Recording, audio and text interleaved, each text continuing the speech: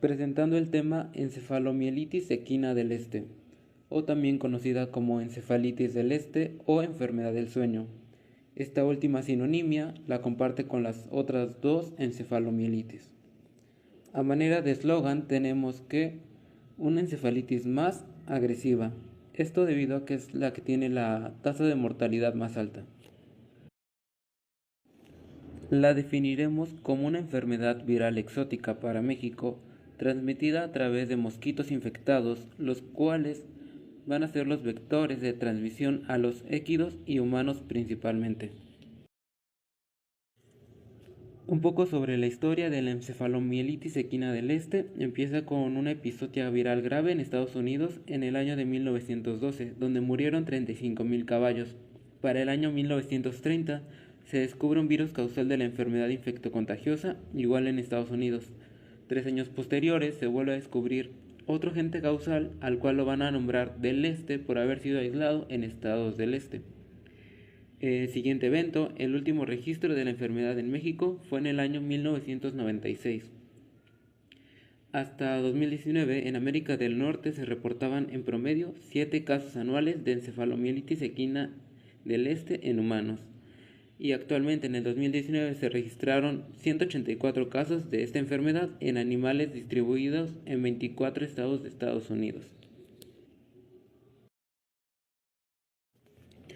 Esta enfermedad presenta una mortalidad alta hasta el 90% en caballos, siendo de la más grave de las 3 encefalomielitis equinas.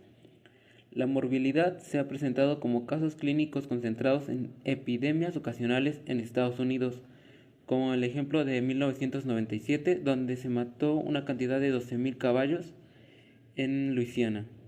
La signología grupal consta de animales en un estado inicial en la que se ven deprimidos, en casos graves deambulan sin rumbo, cambios en el comportamiento normalmente agresivos y anormalidades en la marcha. Este agente causal, perteneciente al género Alphavirus y a la familia Togaviridae, presenta 2 cepas, la de América del Norte, la cual es más patógena, y la variante de América Central y del Sur. La distribución geográfica para la variante norteamericana se encuentra en el este de Canadá y en otros estados igual del este de Estados Unidos, pero también se ha aislado en Arkansas, Minnesota, South Dakota y Texas. La variante sudamericana, por otra parte, se presenta en América Central y del Sur, a lo largo de la costa del Golfo. En el caso de los alrededores del Caribe, se va a presentar ambas cepas.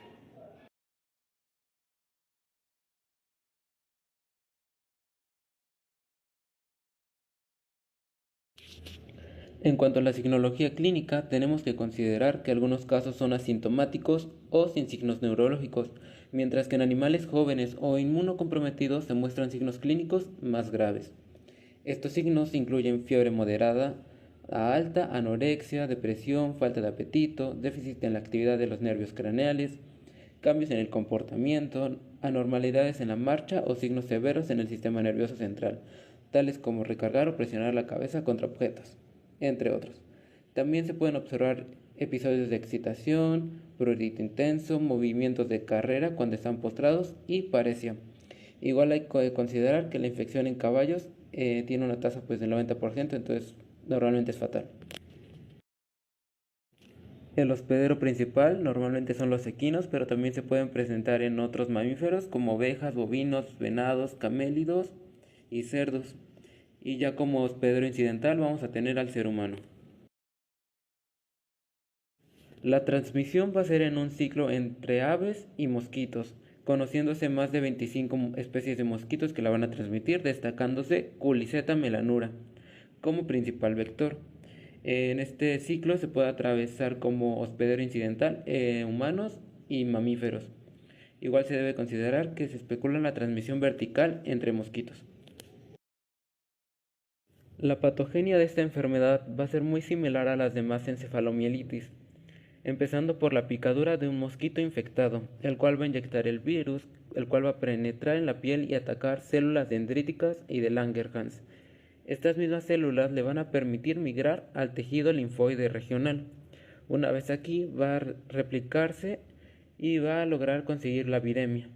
Una vez que consigue esto, va a invadir el sistema nervioso central a través del torrente sanguíneo o los nervios periféricos, provocando así una neuroinflamación pronunciada, activación de la microglía y los astrocitos. Con esto, la liberación de citocinas proinflamatorias, la alteración de la integridad de la barrera hematoencefálica y la lesión neuronal generalizada. Las lesiones macroscópicas que va a presentar la enfermedad no son específicas, teniendo así algunos casos de la encefalomielitis equina del este, en los que se encuentra congestión del cerebro y de las meninges.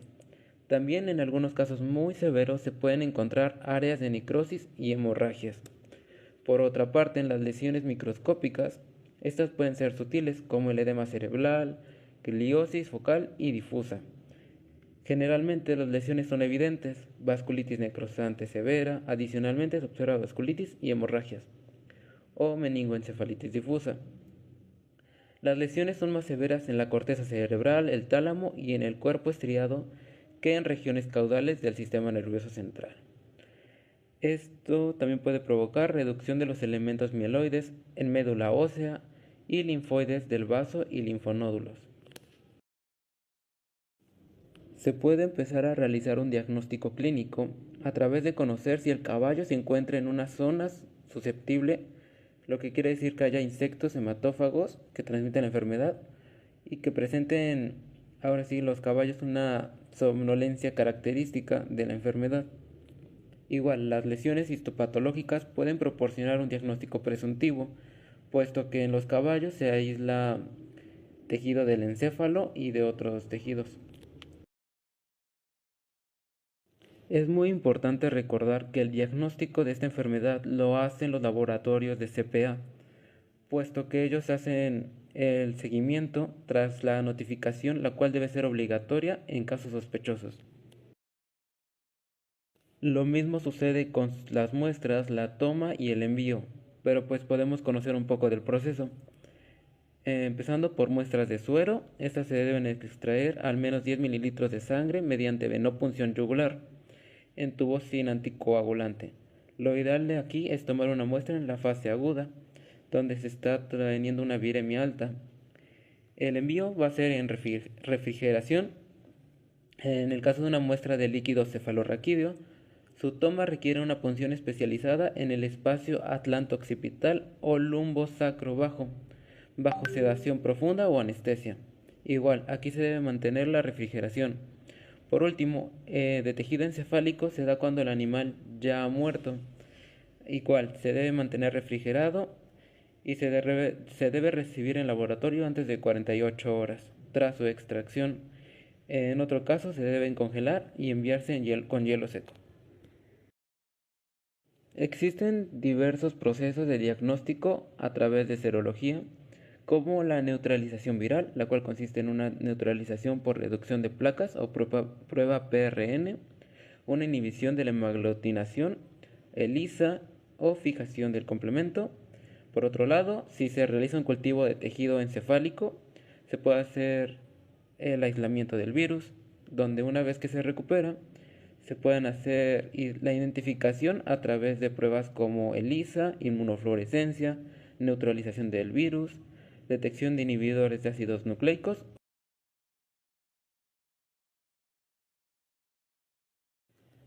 La vacunación es el pilar de la prevención. Esta se debe realizar en caballos de zonas endémicas. Estas vacunas son inactivadas, monovalentes, bivalentes y trivalentes. Sin embargo, no existe la vacuna para el uso humano. Para los humanos lo que se hace es evitar la exposición a vectores y el uso de repelentes en zonas endémicas. Por otra parte, el control lo hace Senacica, teniendo actividades como la restricción de los movimientos en alguna región o en el interior del país, establecimiento de cuarentenas si es que se llega a confirmar un caso, la vigilancia dentro y fuera de la zona que ya se confirmó el caso, el reforzamiento de la vigilancia epidemiológica a nivel nacional, fumigaciones en la zona con el fin de disminuir las poblaciones de los mosquitos que son los vectores, un muestreo en las aves para identificar el reservorio y poder atacarlo, y la vinculación en el sector salud para estar informados sobre casos asociados. Por último, la erradicación. Esto en México pues ya se encuentra libre de esta enfermedad. Y la vacunación. Respecto a esto, pues se tienen que las vacunas que no se encuentran en México deben administrarse en dos dosis con un intervalo de 2 a 4 semanas entre ambas, en donde se recomienda una revacunación anual.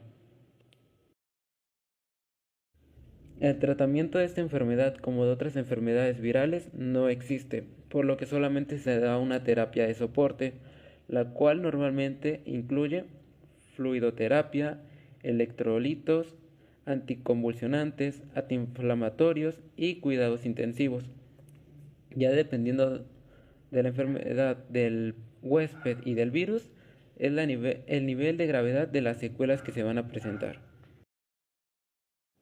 En cuanto al marco jurídico, hay que citar tres aspectos muy importantes. En primer lugar, el artículo 12.4.2 para los países importadores, los cuales deben presentar un certificado veterinario que avale que el animal no presenta signos de la enfermedad en los últimos 3 meses, que el establo en el que estuvo tampoco presentó ningún caso y que se realizó un correcto proceso de vacunación. El segundo, un manual terrestre de la OMSA, el cual especifica los protocolos para el laboratorio y para la producción de vacunas que sean aceptadas internacionalmente.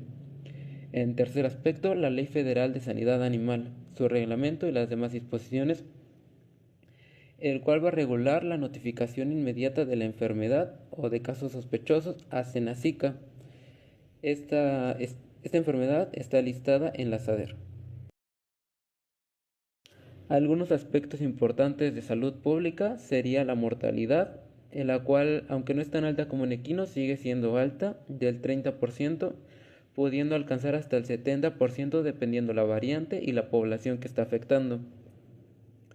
Igual se presentan infecciones asintomáticas, una pequeña proporción progresa en cefalitis grave, con síntomas como fiebre, cefalia, alteración del estado mental, convulsiones y coma. Sin embargo, se siguen manteniendo las secuelas. Más del 50% de las personas que sobreviven a esta fase aguda experimentan secuelas neurológicas permanentes y significativas a largo plazo. Igual hay que recordar que no existe una vacuna para el ser humano. Estos fueron algunos aspectos importantes sobre la encefalomielitis equina del este. Agradezco su atención y esta es la bibliografía consultada.